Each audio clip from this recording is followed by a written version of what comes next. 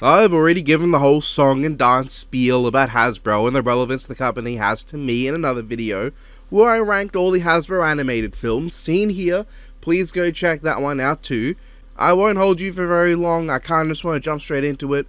This video I'll be ranking every live action Hasbro film, including 7 Transformers movies, 3 G.I. Joe movies, 0 My Little Pony movies, 4 Dungeons & Dragons movies, and like 4 others, so let's get going. After this ad break. Before time began, there was the G-Fuel.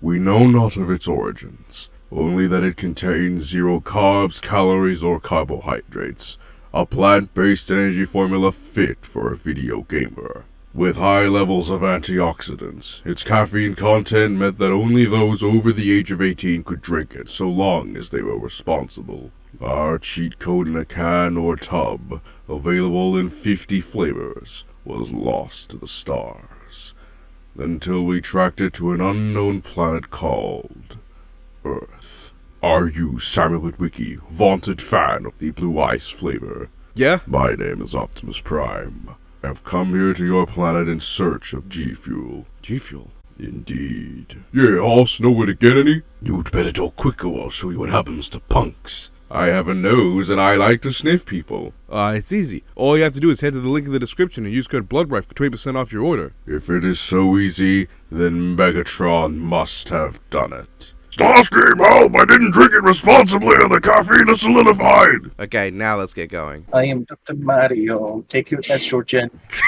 I had so many thoughts about what was likely to be at the bottom of this list. Battleship, The Last Night, Ouija, but nowhere did I think that Jem and the Holograms would be such a fundamentally abhorrent movie. At first, it didn't seem that bad. It was bad, but not that bad. There was mediocre, but okay music. It had a kind of charming scene where all the characters sing together. It had a plot that kind of moved forward, and the villain was pretty entertaining in her performance. But as the movie went on, it just killed everything it could have been. The movie follows every single musical movie cliche it can manage. The up-and-coming family of best friends who make music and get scouted because of a lucky break, and then the corrupt evil manager tries to make the singer go solo, and they do, and then they realize that was shitty, and the band comes back after the breakup with a big final performance where they talk about how important it is to blah blah blah. It's trite, overplayed, and fucking horrendous. The movie tries to go for a modern aesthetic, using fucking Google Map for its locations transitions, and YouTube as a plot point. You can tell how little the creators use YouTube by the fact that they consider 36,000 views to be a huge amount that warrants stardom. I don't hit those kind of views anymore, but I used to, and I never consider myself famous, nor did anybody that I know. I was and am a kind of well-known name within one very niche fandom. That's all I am. The 1 million views like I've hit is not enough to hit national stardom and fame. It's absurd how this works out, but even beyond that, the movie is so slow and boring and trite. It's about Jem following this pointless journey set by her father to get this holographic message, which involves him saying how much he loves her, but he never mentions her sister at all? What the fuck's that about? It's so fucking droll, but at least it has a good message, right? Express yourself for who you are. Don't let others decide your identity and be true to you and not what others want you to be. Yeah, sure, except this movie does everything it can to go against that message, just without telling you. This is a movie that fronts a message that it actively goes against. A movie that forced the director to change it to the point of barely resembling the source material. A movie that denied the original creator the chance to work on a project that could have revitalized and reintroduced her creative expression to the world. A movie that takes clips of people talking about the original cartoon and warps and corrupts them to be talking about this movie. Like, holy fuck, what a thing to do. Midway through the movie is a montage of people talking about how much they love Jem, the cartoon, edited and manipulated to look as if they're talking about characters in the movie, talking about how much they love Jem the character, to the point of making it look like the very adult Mario Lord was admitting to dating the very underage protagonist. But then there's the ending, where they decide to take footage of all these people talking about how much they love Jem, and not just love it, but how important it is to them, how it helped them express themselves, realize who they are, not be ashamed of their tastes and what they like, and all sorts of amazing things. Footage of people just expressing themselves about this 80s cartoon they grew up with and shaped who they grew up to be, and makes it look like they're talking about the movie that you just watched, a movie that they hadn't seen, that didn't even exist yet. all to make you think, wow, all these people love this movie? Mob mentality, so did I! That is one of the cruelest and most vindictive things I've ever seen a movie do to its fans. All for a film that seems to hate its original source material. Bright colours? Gone. The musical numbers are all dark and dismal, with a few bright lights that lack colour or pizzazz. I've seen black metal concerts more vibrant than this. It modernizes a story and concept that is based around 80s musical culture. What a pointless thing to do. At that point, make your own original thing. Because while there are changes that sometimes need to be made to source material, changing one of the most central things to its core identity is not one of them. Transformers wasn't turned into a film about human-built machines. G.I. Joe wasn't turned into a story of normal military troops fighting a rival nation. Dungeons & Dragons wasn't turned into a modern-day fantasy story. This is one of the stupidest decisions in any adaptation I've ever seen. This movie fundamentally doesn't understand and seemingly hates what it's based on, with the poor director, reportedly a big fan of the cartoon, getting misblamed for what the producers forced the movie to be. Even the name doesn't make any sense. These are not holograms. They're called holograms in the show because Synergy creates their outfits using holograms. These are just real outfits in the movie. The whole point is that through holograms they can express themselves with outfits that could not exist otherwise, allowing them to be as ridiculous and absurd and expressive as they want. A movie about expression that stifles and corrupts the expression of everyone involved to make itself look better. I have not hated a movie like this in a long time. I watched an episode of the cartoon after this film just to get a handle on what it's supposed to be. And it's good! It's creative, it's expressive, it's fun! Gem and the Holograms is barely a movie. It's shot like a commercial and a music video, so it might as well be a commercial and music video promoting the Guitar Hero ripoff that never existed. It is me, Zalgarath, Ender of Worlds, what have you summoned me for? How do I make the weekend 3 days off? When I was watching Ouija, I had to get up for something and ended up slipping on the floor I had just mopped, slamming my knee into the corner of a door frame on the way down. It fucking hurt, stinging for a while, and I also hurt my other leg's ankle and my elbow in the process. But no matter how much it hurt, the most painful thing was the knowledge that the constant stinging pain would keep me awake for the duration of Ouija. A movie where that fall and the discussion of how to pronounce the name of the thing it's based on are both more pleasant experiences than actually watching the film itself.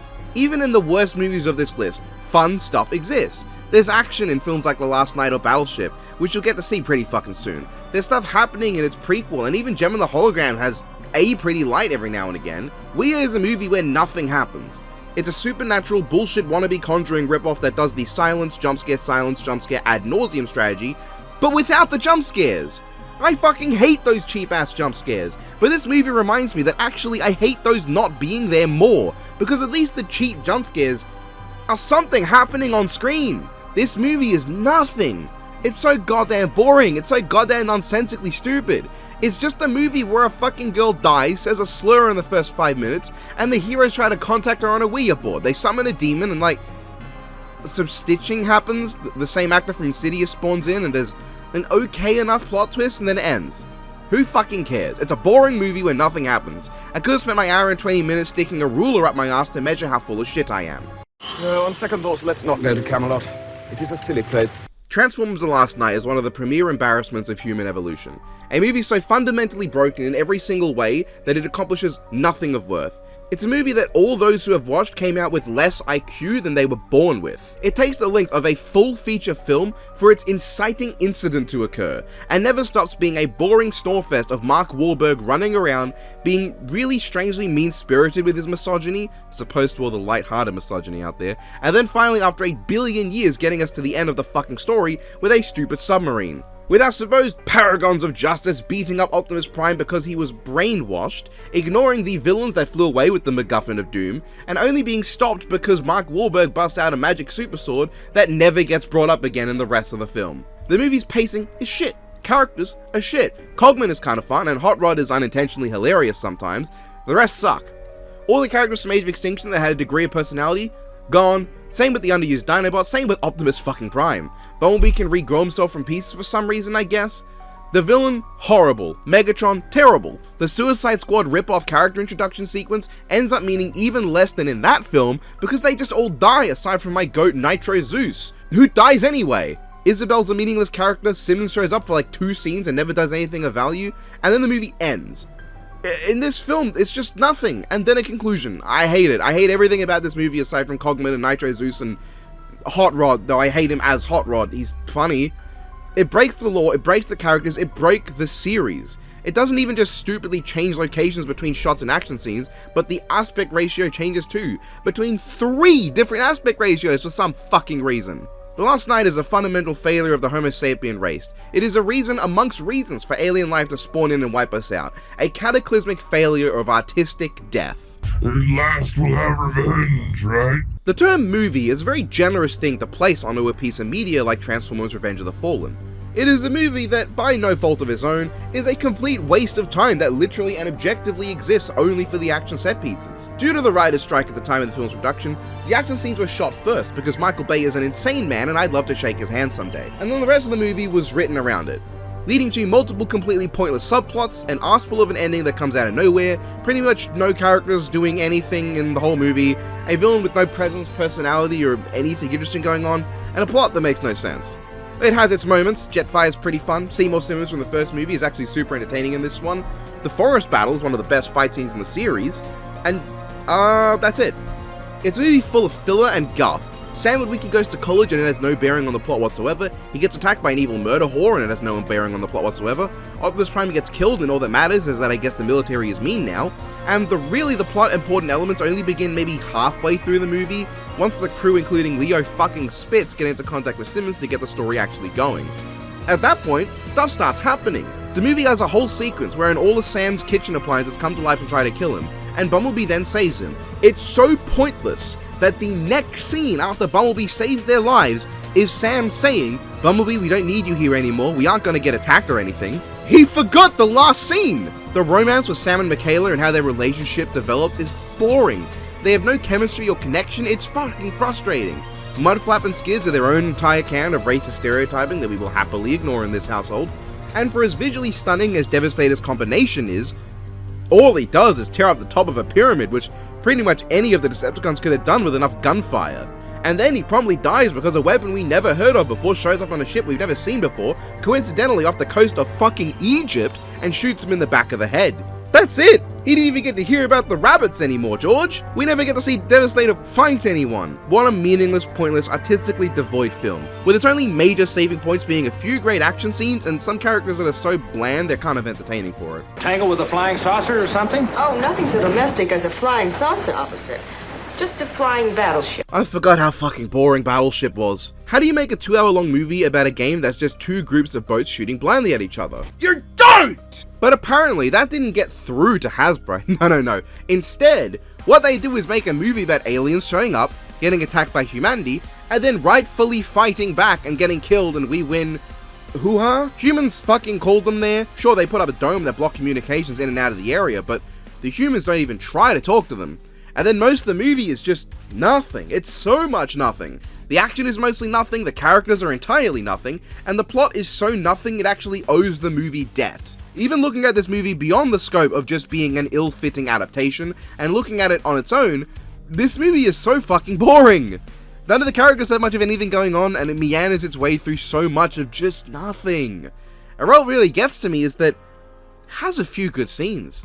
The bit leading up to humanity attacking the aliens is actually kind of interesting. Seeing them try to figure out what this thing is, that's cool. The spinny wheel aliens are actually sick as fuck. They look like something out of an Asylum movie that'd be the only good scene of that film. And the way they work in the blindly firing thing with the alien technology and using buoys to track movement to approximate the enemy's location is begrudgingly enough something I'll admit is being kind of clever. It's almost like watching a movie sometimes. But most of the time it just feels like nothing, man. There's a scene where Liam Neeson tells the protagonist that he has no character, and my first thought was, yeah, Liam, but can we please stay on script? Oh, but Obama's cameo, now that was peak cinema. I kill the merchant! Wait, what? Are you serious? The original Dungeons & Dragons movie I can best describe as a movie with no source. It's rare that the cinematography of a movie is the first thing that comes to mind. It's something I can notice when it's especially good, or even when an attempt is made. I mean, it's what I remember most from Kamen Rider ZO for some reason. But this movie has no cinematography. Every single shot feels like the same kind of early 2000s junk kid movie that every movie of that era and type had. Nothing looks good, not just the horrible special effects, but just generally every shot looks bad. Characters suck. Story? What story? Acting? Aside from Jeremy Irons' brilliantly over-the-top performance as maybe the most overacted movie villain in cinematic history, I don't like these guys. The movie was kind of just dull, with the token action sequence every 10-minute span required being sourceless and boring. It doesn't do anything creative with D&D or anything interesting whatsoever, at least until the second half, where suddenly the movie genuinely steps up.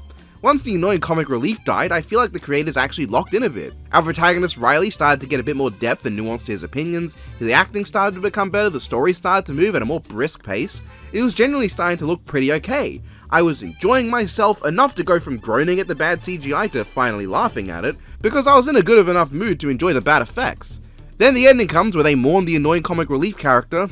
Whatever, I guess it's fine. And then with no precedent or reason, one character goes, anyway, you can bring him back to life, and our main man goes, okay, and the movie ends. Yeah, I don't know, in a ranking like this, just having a long stretch of okay cinema is enough to get it a higher ranking than what we saw before. It's far from the bottom tier, but I still think it's not very good. Everything it tries to do, I think it does badly. Action's bad, comedy bad, romance bad, story bad, the villain's least enjoyably bad, and it has such an abrupt bad ending. I mean, who would want something to just end? Solo. Snake Eyes is the prequel that explains nothing it promises to. You know other prequels people don't like X-Men Origins and Solo: A Biff Wheat Story? Well, those are at least prequels that explain the things nobody wanted them to. They go out of their way to explain the things nobody asked, instead of telling you they'll do that and then just jerking off in your face for 90 minutes. At the very least, Solo is still a wisecracking asshole, and Wolverine is still a hard-ass loner.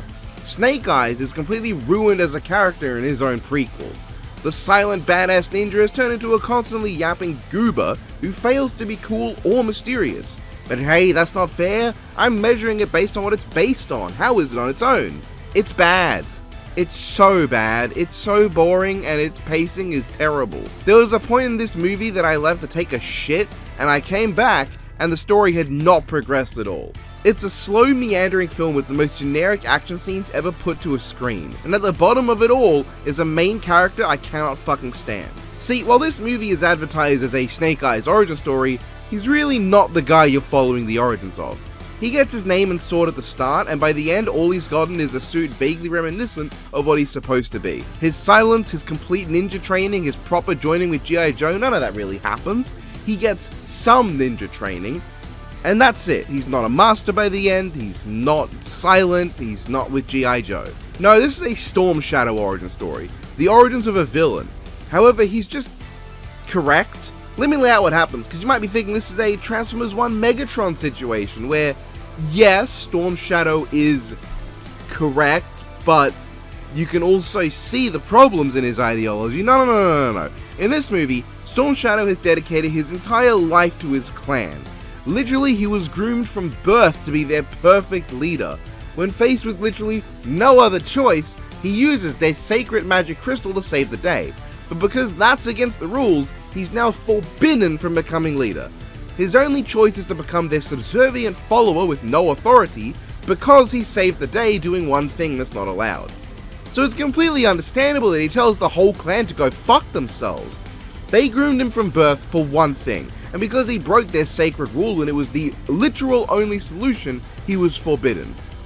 On the other hand, Snake Eyes is welcomed with open arms, despite the fact that he betrayed the entire clan's trust, stole the magic crystal in the first place, got tons of the clan's ninjas killed in the process, created the situation that made Storm Shadow broke that rule, but because he came back to save the day, they instantly forgive him. Even though Storm Shadow also came back to save the day, and all he did was break one ancient rule while saving lives, and he gets punished for it. Are we supposed to root for the ninja clan that would support someone responsible for countless deaths of their own, but not the guy who broke a rule one guy wrote 10,000 years ago? And Snake Eyes only even came back to help because he found out that the guy who killed his dad works for the same guys that he does, so he instantly becomes the hero after spending the entire movie with the villains fucking over this ninja clan. I'm fucking done. Worthless movie. The only movie other than The Last Night on this list that I can safely say has no reason to exist. Ouija! I hated the second Ouija film after I first watched it, but on a second watch I think it is okay. It's not amazing, and I don't understand why so many people heap praise on it, because outside of comparisons to its predecessor, I don't think there's much to say about the movie. It is decent enough though, and most of it's because, at the very least, for as boring as the movie is, it does make a decently acceptable familial drama. The characters are handled well, the pacing's fine, the build-up's good, the main family are a bunch of frauds who try to justify scamming people out of their money under the logic of giving them closure by pretending to be psychic channelers who talk to the dead, and the way this comes around in the end to them all being defeated by the demon because the demon did the same thing back to them by telling them what they wanted to hear from the dead husband-father is actually pretty cool. I like the characters well enough, and I thought that the development of the plot was good. But the big thing that really drops this movie for me is that the Ouija stuff is only in the last 20 odd minutes of the film. While a lot of it is build up, and the build up is fine, it is just so fucking boring at times because there's no scares, there's no creepiness, there's no scariness. There's a handful of creepy scenes with a child, but they just don't do anything interesting. It's the same kind of, and then she says something she shouldn't know, or the one time she made a kid shoot himself. The end of the movie is the only part that has much weird creepiness, and while a few shots are really well done, most notably that last scare with the sister behind the glass and the dead little sister demon coming back the way it does, that's genuinely the best part of the film, that's actually kind of creepy. I wanted more of that. But yeah, that's it, I don't know. It's a perfectly watchable movie that isn't made of flaws, but the fact that it does take so long to do anything, and what it does is mostly just okay, does dock it greatly for me. Still, if you're gonna watch one of them, absolutely watch Origin of Evil. Age of Extinction I used to like quite a lot, but looking back, I only kinda like it. It upgrades from the previous films in what I'd say are some pretty major ways, like giving the Autobots more of the actual character time and letting them do more. It limits the amount of heroes again so that they are a bit more manageable, and Cade, while being less interesting than Sam as a character, is not as obnoxious because Mark's flat performance isn't as gratingly loud. There are a few great action scenes, some cool shots, and the Dinobots get to be really cool when they show up for the last 5 seconds of the movie. Pretty much everything else it does is just wrong. The movie has no plot, the movie takes a long time for anything to happen, and the movie has a nonce scene with Romeo and Juliet. Fuck this scene, actually. Actually, typing out my thoughts, there's so little for me to say about this movie, I realize. Characters are boring, as with half these movies it seems, and the new Autobots' faces are ugly. The villains suck, but at least Lockdown's a genuine threat for once. It has 2 final battle scenes and a lot of pointless guff going on. It's a kind of depressing movie in tone, and the way it just goes from everyone is dead, the humans are assholes, and the Autobots are barely alive, it's really unfun a vibe. The movie has an unfun vibe. It's not enjoyable because it's just kind of sad. And Galvatron, one of the main villains, literally walks out of the movie, just like I'm gonna walk out of this segment. All 3, all at one time, being slapped around by a walking $2 slut. I remember absolutely hating G.I. Joe Retaliation when it first came out. But honestly, it's not that bad. I still don't like it much, but it actually does have a few genuinely good things going on. This movie I tend to hear is pretty divisive among fans, but to me, I just feel like it's really uninteresting. It doesn't feel like G.I. Joe to me. I think of G.I. Joe and I think of how over the top the various animated series and comics are. I think about stuff like Rise of Cobra, which is a delightful combination of various ideas from the different G.I. Joe canons. While this feels like completely divorced from that. It kills off pretty much the entire cast in the first film early on in the movie's runtime. It stars The Rock in a pretty charisma-free role, and it takes a far more grounded, standard military thriller tone. It's not all serious and all bad, but it's just a lot more droll to me. It isn't a bundle of fun stupidity, it's just a lot of bog standard stupidity. I think the action's boring, I think the story's boring, and I think the characters are lame. Like sure, Cobra Commander and Snake Eyes look so much better than the first movie. Cobra Commander gets to do stuff too. Storm Shadow's redemption, while I'm not a fan of the setup, is pretty alright, and his fighting alongside Snake Eyes is cool, but a lot of this movie makes me feel like I'm watching a Michael Bay Transformers film without the Transformers. Something about the music and the framing and the shots just feels that way. It's just dull.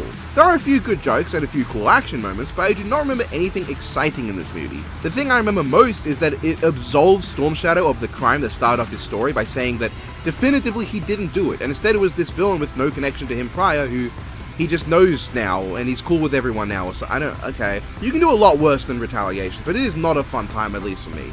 It has a few great costumes and a few cool scenes, and the ending action does get a lot more hectic and crazy as I'd hope for the franchise.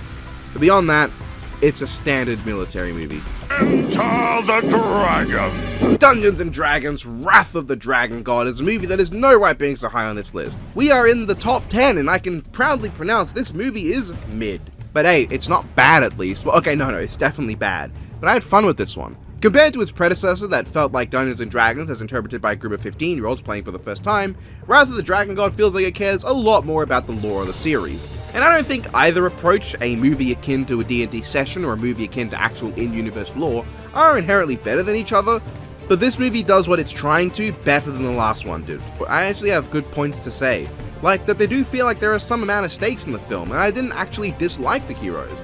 There's a big buff lady that's pretty cool, the protagonist is a pretty cool old guy that's past his prime as a fighter and adventuring for the first time in a while. There's a little guy and a magic elf lady and the actual fighting of a dragon at multiple points. There's some manner of urgency and I kinda cared slightly about what was happening. The action was better, the spell usage was there, the effects were worse but had that charming YouTube reviewer from the 2010s kind of feel that made it a lot more fun. There's not much interesting that happens, but I definitely cared more about what was going on. And while I did feel like the first one's second half was probably better overall in its approach, and I think if the whole movie was as good as its second half, it would be above the sequel, that's not how it is, so Wrath of the Dragon God takes the pink win. But, of course, the movie is kinda bad.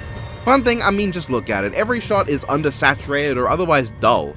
Everything looks grimy and ugly. It's not a pleasant movie to, like, visually experience. Story's a bit bland, with the main character just spawning in a new plot-relevant sword midway through the movie. The climax has the big titular dragon god spawn in with 14 minutes left, wherein the rotting woman just prays a bit and he dies, I guess. The whole journey ends up feeling a bit meaningless, and sure, it's a cool reveal that the guy they were working for was actually a villain the whole time. Then he fucks off from the movie, and I don't mean that as a joke, he literally just turns into a bad person, flies away, and is never mentioned again. Damodar got to come back though as the main villain, and he was actually quite good, most due to the performance of his actor. Though it does feel so weird going from a physical beefcake with good strategic thinking into, total bitch. Aside from that, I'm not complaining about his return. It was about the only thing worth bringing back from the first film, and I overall did prefer this by a pretty wide margin. Would I recommend Wrath of the Dragon God? No. But would I say it's the worst thing to put on, especially with friends and a slab? Nah, it's fine for that. I can't read. Somehow the D&D films just got consistently better, I don't know how. Book of Vile Darkness is not a good movie, but I think it's pretty fun. I think the idea behind the movie makes it more interesting than it should be. A holy knight sees his whole order get killed and thus abandons his faith and goes for revenge, teaming up with a group of villains to infiltrate and get his dad back, all while breaking all of the virtues and rules over time, with that being exactly why he gets divine protection. Because he is willing to break the virtues he lives under for the sake of the greater good, he is more worthy of the protection than the others. The movie is definitely the grimiest of probably the whole list, but it has the most rustic charm that makes it feel like a bunch of friends making a movie together, with overacting and underacting and a bunch of terrible effects except for this little girl who somehow looks really well done. The movie does have some pointless gratuitous nudity, and a really weird and awkward sensual romance, and a kind of strange ending where the hero just gets the power of God and wins for reasons, but hey, it's a good enough film. I enjoyed this one a bit more than the second and a lot more than the first. I would still probably watch the Dragonlance film before this anyway. I don't have much to say, but that's partially because this segment of the video kinda got fucked up and I had to redo it, and I'm not re-watching the movie just to rewrite this. So just know that I enjoyed it a lot, and those are things what I remember most. Don't you want to stop him? No, I want to kill him! Dark of the Moon has grown on me a lot over time. It's still a cheap, poorly written, kinda bland film hard carried by ridiculous action set pieces and gorgeous special effects, but it's one of the better ones. For one thing, Simmons is at his best here. From a bland antagonistic force to a saving grace of a horror movie, to now a truly entertaining and extremely over-the-top member of the supporting cast. He makes this film so fun to watch once he gets involved, and is also the most compelling Sam has ever been. Why did I say he's the most? Sam is more compelling here than he's ever been. He's a guy that just wants a bit of credit for the work he put in, forced into a mediocre life and having to try to make something of himself now just 5 minutes of fame around. I still don't really care about him or his problems. I don't care about his girlfriend, who's even more of a boring eye candy character than Michaela, while not having the badass tomboy who can put in work aspect, and a kind of whatever human antagonist in Dylan, you son of a bitch. But the weird over-the-top NASA conspiracy theory storyline is so fucking hysterical that I kinda love it. It barely makes sense. The entire film barely makes sense at that, and it doesn't go anywhere particularly interesting, but it's so fucking funny, and at points genuinely entertaining. The Decepticons still aren't threats, but this is the closest they came again, with some creepy scenes of Laserbeak assassinating people and then actually pulling off their plan. All with Sentinel Prime as what I'd call the most interesting antagonist of the Bayverse, being an arrogant, god-complex feeling monster who wants to save his planet by any means necessary, giving up his idealistic views to do what he thinks he has to. It isn't fleshed out properly, but it's done well enough, with Leonard Nimoy dropping a spectacular performance as simultaneously he captures the warm, sagely wisdom and also the vicious, intimidating villain with the exact same voice and inflection somehow? And the Chicago battle is admittedly a bit spectacular. It goes on for a little too long. It goes on for a bit too long, but it actually feels like a major battle. A lot of stuff is happening. There's plenty of action, there's some great set pieces, and I actually cared about the military side of things for once. Dark of the Moon does so little right, but somehow at every turn it's either a stupid fun conspiracy thriller or a stupid fun action spectacle. What it does right though is more than balanced by what it fucks up with some horrible pacing at points, including just a hard cut to black, and now the Decepticons are happening. The movie is just so much stuff. It's so much pointless loud stuff, but that stuff is fun and it's entertaining. It's a lot of fun if you're in the might rind for it. If you're in the might rind for it. It's just that it's a hard mind to really get into. Yo! To call G.I. Joe Rise of Cobra a cheesy movie is to say that the moon is a bit distant from the ground. This is a movie that oozes cheese. You can slap this fucker onto an empty pizza base and all you have to worry about is what sauce you want to add on top. This is a film that is so needlessly stupid in every conceivable sense that it comes back around to being magical. The story, incoherent. Characters, mostly flat. The effects, PS3 tier. The entertainment value, through the roof. Reviewing and furthermore recommending this movie is hard to do. It's going to depend on how much copyright actually lets me show you when it comes to clips from it. Because if it lets me show you clips, I can just say, does this appeal to you? Do you like what you're seeing? Does this kind of dumb fun appeal? If so, there's a 90% chance you'll like this movie. But if you see this and you just see a bunch of visual noise and unappealing CGI garbage, better off watching something else. This movie is an excuse for action scenes, and it feels so perfectly G.I. Joe in terms of vibe, at least the sillier parts of the franchise. There's a silly training montage straight out of a video game, there's a Paris fight that destroys the Eiffel Tower, there's a glorious final battle that ends with the line, "UN what army?" just to drill in how little thought was put into this film. This is the Unga Bunga Buster AoE FGO servant of movies. It does one thing really well, and what it is being blunt and stupid. Not to say it's all dumb bullshit, there's some regular, just uninteresting bullshit as well, like the flat romances and the degrading of the Baroness's character from a powerful, saucy femme fatale to just Duke's brainwashed ex-girlfriend. I don't really find the characters interesting for the most part. They tend to have little personality beyond their jobs and accents. And as the G.I. Joe film, it is really strange that the main villain is Destro. Dr. Mindbender turns into what should be the main villain in Cobra Commander, and then immediately folds with no resistance. But there is something genuinely kinda good, and that's Snake Eyes and Storm Shadow. What a shock, the most iconic characters along with the aforementioned Cobra Commander. They are given a kind of interesting relationship, where we get hints of Storm Shadow regretting his actions in the past, Snake Eyes still caring about his foster brother, and snippets into their history that are brief, but all we need to understand the characters. You know, because we don't need a whole last movie dedicated to telling us how a character was before they were cool. You know, some people like to see characters being cool and not the lame part of their lives when it doesn't matter. Generally, the ninjas were handled fairly well, with Storm Shadow being the most compelling of the villains by far, with Lee Byung-hun being pretty fun to watch in the role. Front to back, beginning to end, all around, G.I. Joe The Rise of Cobra is not a good film, but it is a very fun film. For a silly, brain-dead action experience that will leave you with nothing after, but will provide a ton of fun with friends, a bucket of popcorn, and a slab of beer. There's a little better out there than G.I. Joe Rise of Cobra for that. I mean, there's Godzilla Final Wars, but No. The Transformers is a film that one could say is a derivative, source material assassinating and boring movie with an annoying protagonist and 10 years of build up to the actual stuff happening. And I would not inherently say that you're wrong. The biggest flaw with this film is that while the build up is good, it goes on for a bit too long before stuff actually happens, and while I've mellowed out on my opinions on Sam, I still don't like him very much. Michaela amounts to nothing but softcore porn bait, and the other human characters, aside from some of the military ones and the boss man guy, tend to be pretty bland. And even those guys are only enjoyable by the fact that they're capable of actually doing shit and talking about their butt cheeks. Even Mr. One Man, alone, betrayed by the country he loves, is pretty flat in this film, other than having a few kinda fun line reads later. And the Transformers really don't have anything for personalities. Jazz gets to be the black stereotype he's always been, but at least he's got some source. Ironhide's pretty entertaining, and Ratchet gets a few fun moments. Optimus is a pretty flat take on the character, but he has some standout scenes that remind you, yeah, he's still Optimus in this one. And Bumblebee is there. But despite all that, I do enjoy this movie. It's the most coherent of the Bayverse quintology of constant failure.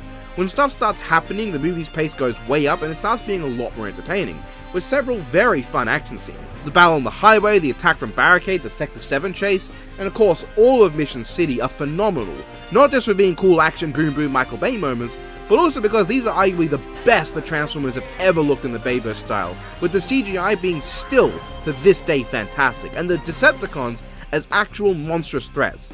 Unlike later films where even named Decepticons would get brought down en masse, the Decepticons in this movie, while still lacking any personality, actually have a bit of menace to them.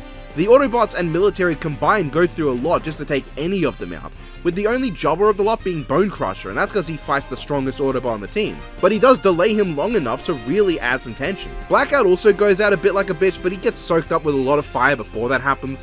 And Brawl, despite taking a lot of damage early on, required being shot directly in a weak point to take him down. Scorponok earlier in the film was a proper menace that the humans could only manage to take out the tail of with heavy aerial support. And the opening scene with Blackout showing up at the army base is one of the most iconic scenes in the franchise at this point. The slow build up, the gorgeous transformation, the way he tears through everything.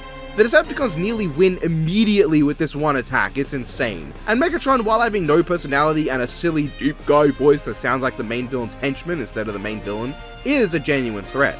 The Autobots treat him and his second-in-command Starscream as proper menaces, and give them a level of aura they would never recapture in this series. It does a lot to make that final battle feel as intense as it does. And while I don't care about any of the characters, I still find myself engaged solely because of how it frames itself. The movie is still a lot of dumb fun, even the boring stuff with Sam has a degree of entertainment value at points. It's dirty, grimy, and awkward as all Bay films tend to be, but there's a level of care to this one that I don't think he ever had for any of the sequels. This movie feels like someone cared and has a lot going for it. This movie is pretty good. Well, I stole your face! I already gushed over Dungeons & Dragons Honor Amongst Thieves in my 2023 new media video, and I think I have very little new to say. It's still just an incredibly fun movie that perfectly captures the kind of fun vibe of a D&D game. It is a truly phenomenal work of sheer utter vibes, with a lovable cast of characters, far less D-list MCU jokes than the trailers had me expecting, and an engaging and fun story that has all the twists you'd expect from a D&D campaign of this tone. I just love how much the movie doesn't need to tell you about the relationship these characters have. It says so much just from how they interact. I just love when the hot buff lady sees her ex-fiancé, they have a completely civil conversation, she greets his new fiancé and only wants to know if she makes him happy, and then leaves with what she needs on good terms. It's such a shockingly mature depiction of two ex-lovers meeting again for such a generally childish film. The way they talk and interact, you can tell there was something there at one point. There is a character clearly at fault, but you can understand why it happened without them needing to spell it out. And the way she leaves on good terms while still being visually upset and not having any sort of, oh, this is her retribution on him sort of scene. It's so good. And the way Edgin just starts singing his song and the two start singing it together and having fun on their way, it says so much about their relationship that through all the times she'll seemingly threaten him or all the times he'll seemingly disregard her words to do something dumb, they truly are the closest of friends. You get the impression that this is not the first time they've done this together and that they really are always there to support one another. It's also a great example of a platonic relationship between a man and a woman that never feels like it needs to be forced into a romance. Hell, it's a great example of a man and woman both looking after the same child, being close, but not being romantic. It's not a very common thing, and I'm all for it. I think Simon's a fun character, I think Doric is great, and there's of course my goat Zank, who is incredibly entertaining, and also very patient with everyone to a ridiculous degree. He almost feels like the character being played by the shithead who is purposely playing too much into their role to annoy everyone around them. And the movie even has a resurrect the dead person scene that's actually emotionally effective because it's well set up and you understand that while someone's death was undone, there are still very real ramifications for what happens that are emotionally powerful to the characters involved. Honor Among Thieves was the most unfortunately underperforming of Hasbro's output until Transformers 1 in 2024. This movie deserved more love. It deserved more people to have eyes on it. It deserved an ad campaign and trailers that weren't shit. I am kicking myself for not having seen this in cinemas, because the trailers put me off so much. But here it is now in the top 3 as the first truly amazing movie in this. Oh my god, this is the first movie above like a 6 or 7 on this list. What the fuck? According to all known laws of aviation, Bumblebee is a sweet, lovely, and truly emotionally resonant movie. Some call this movie just okay or mediocre, and I get it. But to me, Bumblebee is a movie that really genuinely means something. This movie has its problems, but it is a sweet film that makes the Transformer the focus for the first, and I'd argue only time, in the live-action Transformer movies. The only other movies where the main characters are Transformers are the 4 animated ones. But in this movie, while Charlie is the protagonist, Bumblebee is given equal focus. It is their story, not the story of Charlie and also there are Transformers around. Bumblebee is so sweet and lovable, and seeing him just do shit, just bumble around and try to be his best is very endearing. The villains are the best of any of the live action films in general on this list.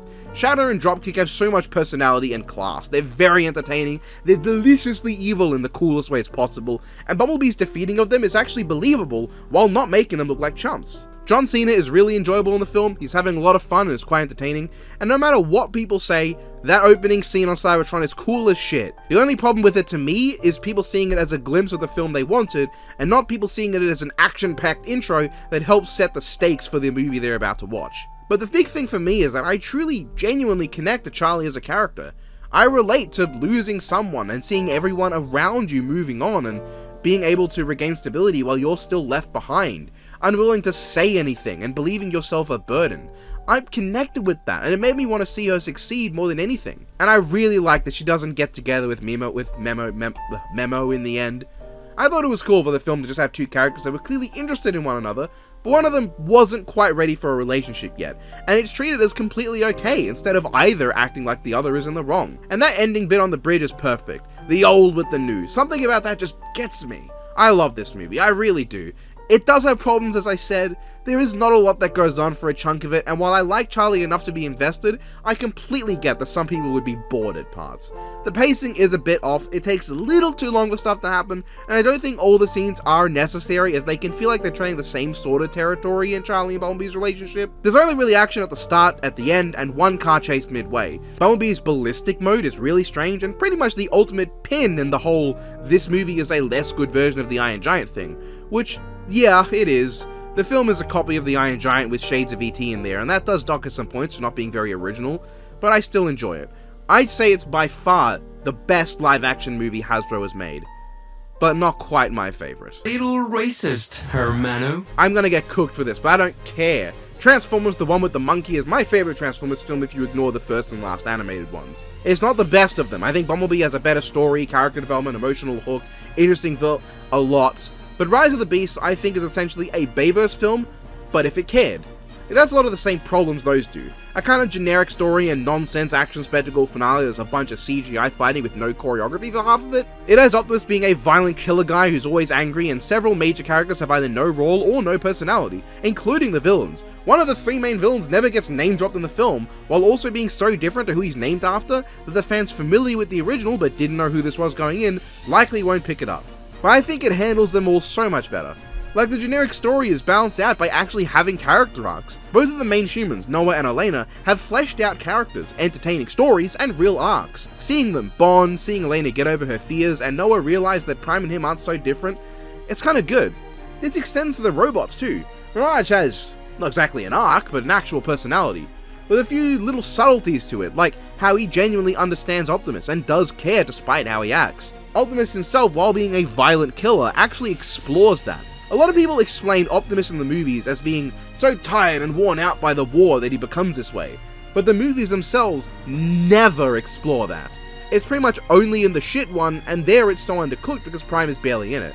But this film actually takes that common fan explanation and runs with it, having an Optimus who is still a kind, loving hero, but so hateful towards himself and full of self-blame that he ends up becoming more violent and aggressive, only becoming the light in the darkest hour when he realizes that's not who he is. And for as little as they do, I like the others as well. Primal's a cool character, RC is just a great design really, Wheeljack is very endearing, Biffweed is in the film.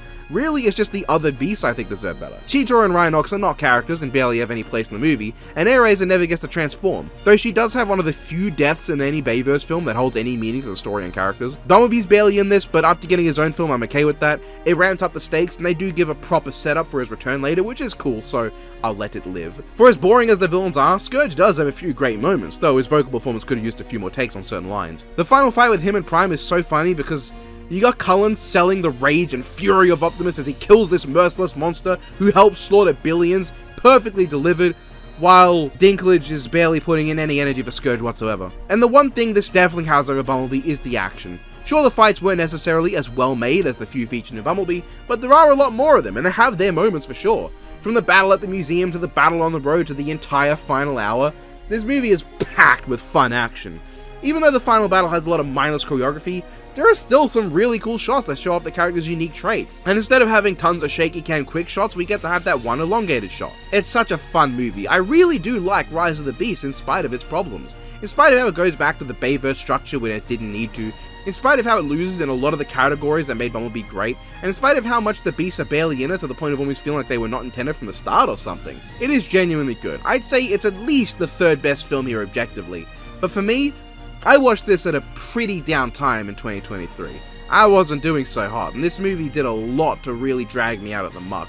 To see a return to Transformers on the big screen, and for it to be genuinely good, actually fun, and have a cast with personalities and the occasional character arc, it really did mean a lot to me. And that alone is enough for me to boost it up and say that it's my favourite live-action Hasbro film. Though in my total ranking it'd still only be 4th, I'd rank it below Rainbow Rocks, Transformers the movie, and Transformers 1. Goodbye, everybody! Alright, so that was that. I don't anticipate this being one of the more popular rankings. I don't know, maybe it will be, maybe it won't. I just feel like Hasbro is not the target demographic. Why? English, I can't English right now. I'm very tired and I just got better from being sick. Yeah. I hope you all enjoyed. This is definitely, I don't want to say this was a fun one to make, because it took till, like, the top 3 for, in my opinion, the movies to go anywhere beyond. It's pretty good. Because this is the YouTube release, I will have included a full ranking of all the Hasbro films, in my opinion. I might actually add that to the Patreon version, too. Of all the Hasbro movies, from best to worst, in my opinion. But, you know. Yeah. Thank you everyone supporting me on Patreon right there. I can't imagine too many people joined for this one. Again, I just feel like this is not gonna be the most exciting for a lot of people, because, you know, people would, I'm sure, the 2 draws for Hasbro when it comes to movies are Transformers and maybe My Little Pony. And only one of those is in this, and people have enough content online talking about the fucking Transformer movies. But I got my opinion out there, and I enjoyed this to a degree.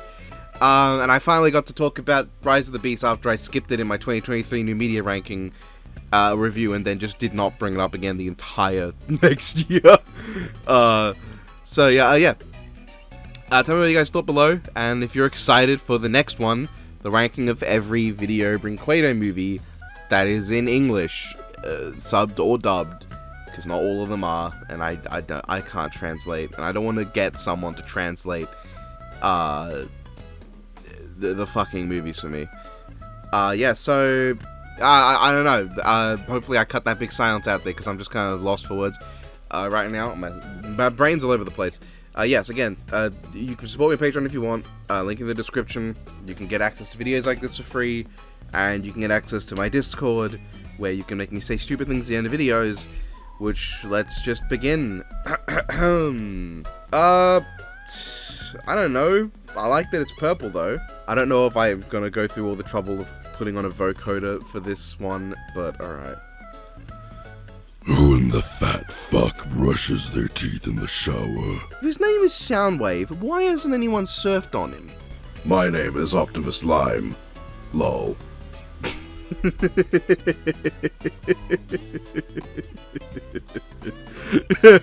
No, Megatron! Not into the pit! It burns! Hasbro Mattel fight. Okay. What does Mattel even have? Let me try to think. So the obvious 2 is He-Man and Barbie. You'd probably want He-Man and Skeletor in there as a default. Maybe Man-at-Arms. She-Ra. And for Barbie, you'd probably want Ken. I don't know if they do any, like, more specific, like, characters to any, like, continuities, like Laverna from the Fairytopia series. I don't think you need Barbie's sisters. Barbie's sisters, Skipper, Chelsea, and Stacy, and Kelly. I don't care what they said, what Mattel said. Chelsea is not Kelly. I refuse. They look completely different, and I know that children get older, but no one else got older. It was just Chelsea, who went from like a 4-year-old to like a 10-year-old or something like that. I don't care. She is not Kelly. Kelly is dead.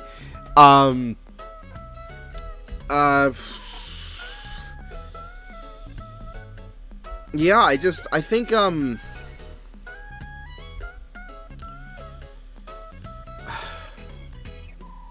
like, maybe Raquel, or is Raquel, like, again, too, like, because there's been multiple different versions of Raquel, maybe they'll be able to get away with her. What else does Mattel have? Thomas the Tank Engine, you can put Thomas in, probably, and Barney, for that matter, would both fit. See, that's the thing. Hot Wheels. I feel like Hot Wheels is more of like a stage. Like you do Hot Wheels as a stage, not as a like character. Because I'm not sure. I'm not like versed in my Hot Wheels lore. Maybe there are like individual characters. Bob the Builder. You could do Bob the Builder. I think he is at least licensed under Mattel. Max Steel. Put Max Steel in there. I don't know what else really. Pingu, I think Pingu. And Polly Pocket. You gotta have Polly Pocket in there. Where's my fucking Polly Pocket rep? And then for Hasbro, the obvious ones: Optimus Prime, Megatron, Bumblebee, Starscream. I don't want to just flub with Transformers, but the big four there. You'd want My Little Pony, probably Twilight and Rainbow Dash. I would love Minty, bit of Gen 3 rep, but no. Maybe like T-Rex, you could include some Gen 1 T-Rex stuff in the moveset. G.I. Joe would probably just be Snake Eye, Storm Shadow, and Cobra Commander. Action Man would be really funny to put in. Really funny to see Action Man. Lord Licorice should be great from Candyland, but again, not one I see. Obviously, you'd have some Power Ranger rep. I'm like not versed in Power Rangers specifically, more so like some stuff in Sentai. But like Tommy Oliver is super obvious. Put Tommy in whatever form, I don't care. Maybe the state where you can assume any form, so you can make him like a chameleon from Mortal Kombat sort of deal, where he can like change between different, like he has like different movesets and all that. And Lord Zed, like Lord Zed, obviously would definitely have to be there. Maybe Rita would be interesting. Goldar, put Goldar in as a villain rep for Hasbro. See, Dungeons and Dragons and Magic the Gathering, it's hard to know how much they would fit in. Like, would you put someone like Raistlin in, or Edgin, or Zank, or you probably have a stage with Tiamat or Bahamut in it, or both, who knows. And for Magic, like, what do you do? Do you put Gideon Jura in? Do you put Ajani? Do you do Garruk? Do you do Liliana, Chandra? Do you go all the way and put Nicol Bolas in? Do you do something? Do you have Urza, maybe? Again, it's like, where is the line drawn on Hasbro in that regard? Like, and I think you need. I was gonna say you need to balance it out with what's in Mattel, but I guess Mattel does have He-Man, and there are gonna be some really out there fantasy stuff, and so I guess it's not too unfitting. But that's like some scattershot ideas for what could be in the game. Battleship would be a stage. I think kind of like Hot Wheels. That'd be a stage, not a character. Words with Friends would be really funny either. No fucking Ouija demon. No, none of that. Just get that shit fucking out of here. Gone. Throw it away. Fuck Ouija. Oh, Gem. Do put proper Gem, like real Gem, especially because like, because Gem is like Barbie ripped Gem off with Barbie and the Rockers and Barbie and the Sensations. that's just a Gem ripoff, so it'd be really funny to put Gem in there and have a Call Barbie on it. It's just like, what else does Mattel have in it, I wonder? Do they have Fireman Sam? I think they have Fireman Sam. Put Fireman Sam in. I don't know enough about, like, because I think they have Monster High, but I don't think you can do anything with that, really. Yeah. So that's like my basic idea. What I think you could do. Yeah, there's definitely a lot of options. You got the touch. You are on fire. When hell's on your back, you'll be riding with 3rd-degree burns. No, I'm not seeing any of that. You know what? Yeah, I'm certain that when Steve versus Terraria guy, it's not the Terrarian, that's a yo-yo, happens, I will have to say shit like, I am Steve, chicken jockey, the child I yearn for the mines, crafting flint and steel. Still haven't seen that movie. I'll get to it eventually. You know what? That was pretty tame. I guess I don't mind it being tame for once. Most of that time was just me musing over like what could be in Hasbro versus Mattel, the fighting game. But yeah, I hope you enjoyed that somehow. Have a good one. I hope you're excited for me to watch every Video Brain Clado movie. If you guys get me to 50,000 subscribers by the end of the year, I'll rank every single fucking Asylum mockbuster at some point. After I'm done with that 100 fucking comic book movies ranking, at least, and maybe the Barbie ranking if I get around to that too. We'll see, you know? Get me to 50,000 subs and I'll do fucking Asylum. Don't... Will I regret saying that? No, I'm not gonna get there within 8 months. Alright, see you everyone. Have a good one.